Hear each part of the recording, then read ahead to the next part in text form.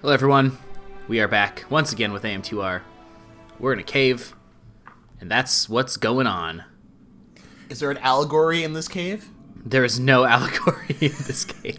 No one understands it, do they? I don't know if there's an allegory. There really isn't an allegory in the cave. It's not like a person goes in the cave and finds an allegory. It's that the cave is an allegory. Jesus, this is we're kicking this off by getting philosophical as fuck. Classic Greek philosophers. I actually forget if that's Plato or Socrates. Is I Samus? think it's Plato. Is Samus terrified of going into the next room? Yeah, I don't know what's going on. Honestly, I don't know why I did that. I think that's it. That's a cool animation. I think I might have just nice. briefly been talking to my girlfriend at the time. Oh no. Samus is terrified of another glitch. She doesn't want to end up in the zero world. Yeah, the negative zone. Yeah, that's right. Yeah, we're back from that zone. She survived. She did survive after a quick time refresh of some kind. Sorry, Samus, you are not Mario. Warp zone. Yeah, after AGDQ, seeing that glitch from the last episode just took on a whole different meaning for me. I'm like, wait, maybe next year we'll see that used to speedrunners' advantage. Did they do AM2R this year? They did not. I don't think. I don't know. Would they ever do that? I mean, I know there's the whole copyright things with AM2R, but could it be played for something like AGDQ? Like they do other hacks. I think we've talked about this in last episode, but they do other hacks, so I don't know if it would matter really. I think we talked about AM2R in the context of that indie awards thing, but I don't think we talked about it in the context of speedruns. Yeah, I think they'd be fine. I mean, it's not like the first hack game, like the first mod or hack game or fan thing that they've done. So yeah, hold on, they did that Super Metroid Sideways game. Oh, Oh, yeah, they're Metroid. Ooh, that's a good spot. That's a good spot. yeah. Well, to tell you- it's good later. and bad. We're just doing a little dance, a little tango over here. A tango of death. That's right. And the judges say, Death. Death. Death across the board. Death. Death. it's been a while since did we get Screw Attack last time?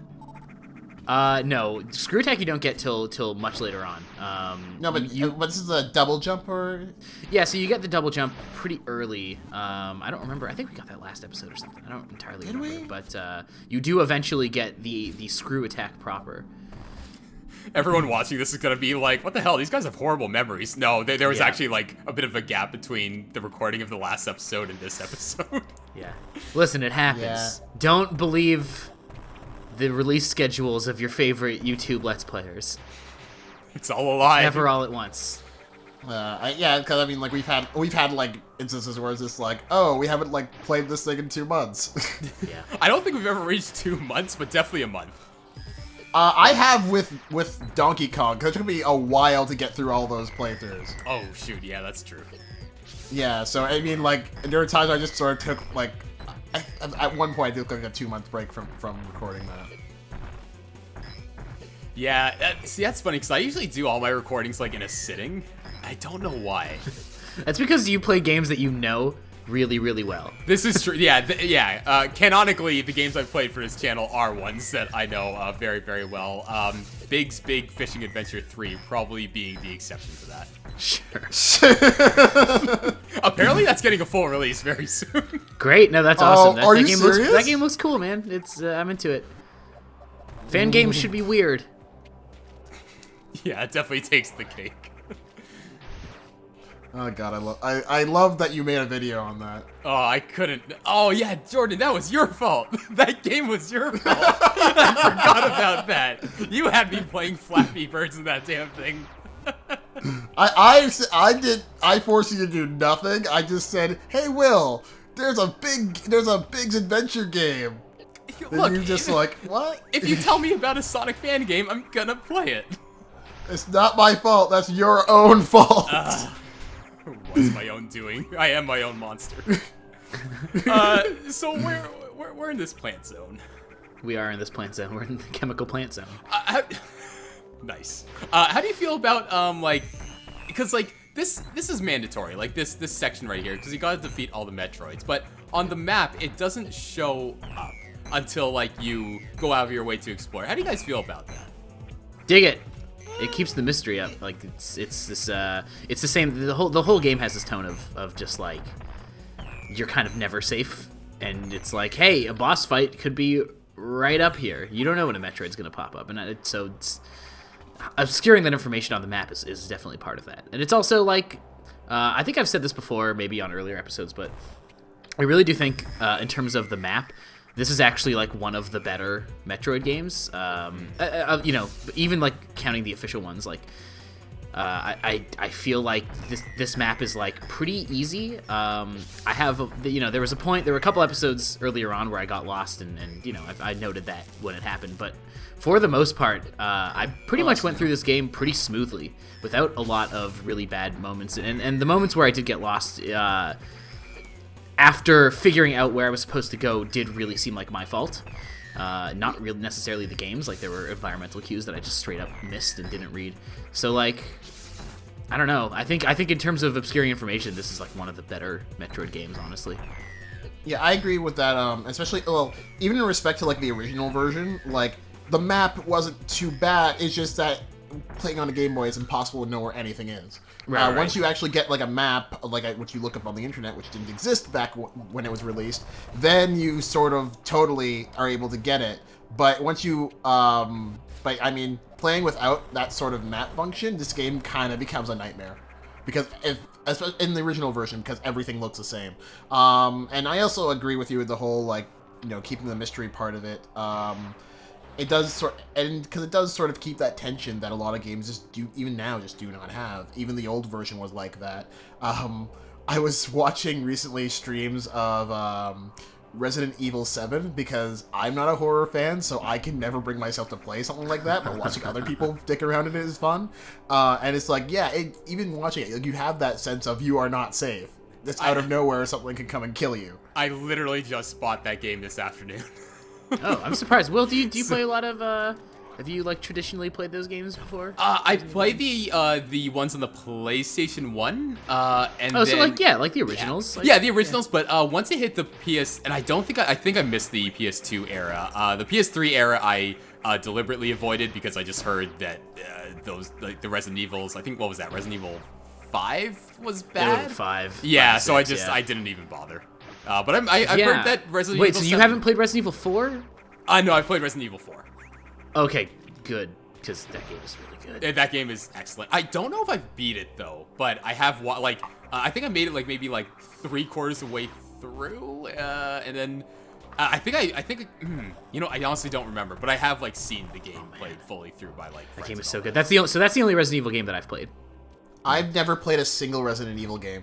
So I would say, Jordan, if you haven't played them because you don't like getting scared, which is reasonable. I'm not a fan of the horror genre. I get that. All. Resident Evil 4 is really not scary at all. Resident Evil 4 is like just an action game. Oh, in this point, you might be wondering what I'm doing here when like it's very obvious what the path before me is. I don't. So this actually ties into what we were talking about, which is that like I actually don't know. I think at this point, I was worried that there would be. Like, I'd made good progress, and I was kind of worried that there was going to be, like, a bad dude popping up. So, I think I'm going to do a resource hunt here, though I'm actually not sure. That's what I thought when I first started talking about this, but now that I'm watching myself play, I'm really not sure what I'm doing here. Oh, yeah, there we go. Yeah, see? You know what's funny? There's probably, like, a boss in the next area, and there's probably going to be, like, a recharge station right there, too. Yeah, it was... I did this because I had only... I had just beaten like 3 bosses in a row, and like gotten sort of out of the third one like with the skin of my teeth. So I really didn't want to take any chances. When I record these things, I try to avoid dying as much as possible because it's just annoying to have to go back and re-record them. So yeah, that was a precaution for that. This game is, like that said, this game is pretty good about, except for that, I can't remember the area specifically, but like, that area withstanding, this game's pretty good about, giving you save points and recharge stations, I find. It is. Oh, you were right. Oh, I was that. wrong. You did not have a save. I went in there. I think I poked in and I was like, man, it's pretty dark in here. And back I go. But yeah, Jordan, if you don't like horror games, Resident Evil 4 is like pretty much just an action game, and it's a very, very good one. I've heard as much, and I mean, you know, it's great. But I just never really have any desire to play it. I did actually really recently watch a playthrough on Twitch of it, so I mean, like I know stuff that's in it, and it seems pretty cool. Not really my cup of tea, I don't think, but I mean, it looks cool.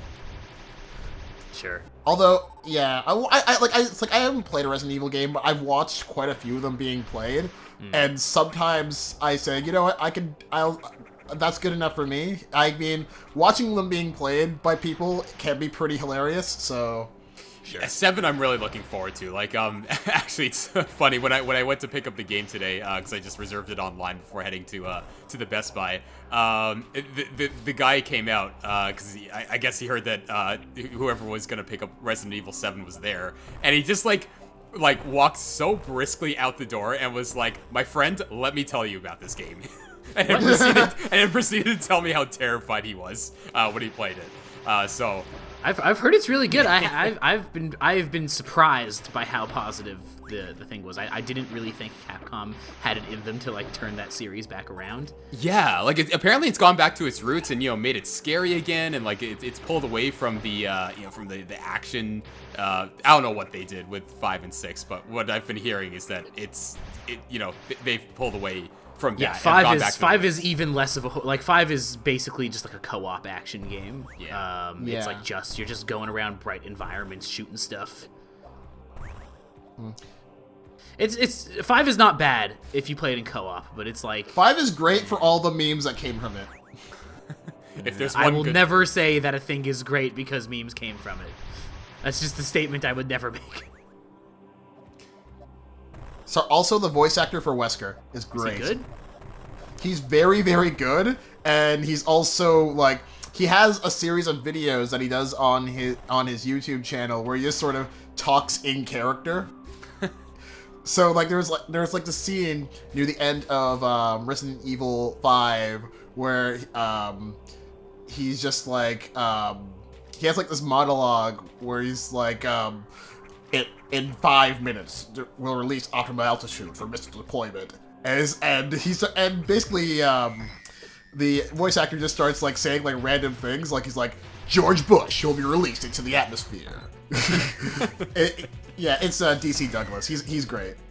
Cool. But I don't know. I just never really have it in me to play a Resident Evil game. But watching 7 being played was actually kind of hilarious. I saw the last, say, third of it last night actually being played, and it was actually like decently scary at points. Like, oh. Yeah. Man, I just can't wait to get terrified by that game. Like, I don't know maybe I'm sadistic, but like I love those sorts of things, especially when it's well done. Like jump scares, those are just annoying, especially because I sort of like, having studied the film formula, like when a jump scare is gonna come up, but like when a game does it really well, like I just love that feeling of getting terrified by something crazy. It was fun to watch because it's like you have there's this one point near the end where he's just like, I'm invincible. I feel like I have like the arsenal of an army, and it's like 10 minutes later he's just like, oh my god, I'm almost out of ammo. Yeah, the Resident Evil games are canonically like just force you to be really stingy with your resources. Yeah, Resident Evil 5 does not do that. Oh, no, I can't imagine. Even Resident Evil 4 to an extent doesn't really do that. Like, as long as you don't, like, deliberately waste your ammo, you're gonna be fine. Yeah. Yeah, but 7 seems pretty good from what I've seen. Yeah, I've been actually meaning to play that the Resident Evil 1 remake. It's pretty cheap on Steam. It's like $20 or something. I just like haven't been able to fit it into my video game time in a meaningful way, so I haven't picked it up yet because anytime it's been on sale, I've been like, okay, I'm definitely not gonna play this for like a year, so there's no point in me buying this right now. But yeah, I'll get to that thing one day, and I'm hoping to enjoy it. I'm sure I will. Yeah. You should, Will, you should stream yourself getting scared shitless from Resident Evil. Not gonna lie, I'm thinking about parking a camera in front of myself when I start up that game just to see if I can get any good reactions. Oh man, just make sure you don't play it up. Don't go No. PewDiePie on that thing. Oh God, no! Don't fake it. I wouldn't be able to live with myself, Dan. I wouldn't. Good, Yeah. good. You gotta be genuine. Go tell Aunt Rhodey. Can I just say I love the way that entire room just collapses when you set a bomb to it. Yeah, it's pretty cool. And that's then really the cool. first time there's a Metroid right below it. It's like, oh shit, that's how you make an entrance. Yeah, it's quite cool. That is a good room. Yeah, that's very good. I'm pretty much just traveling back to the save point at this point.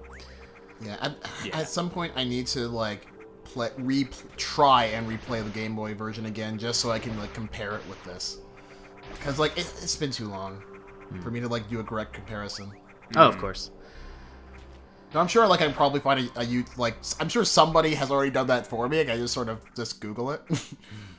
Yeah, but it's always fun to experience it for yourself and whatnot. Yeah.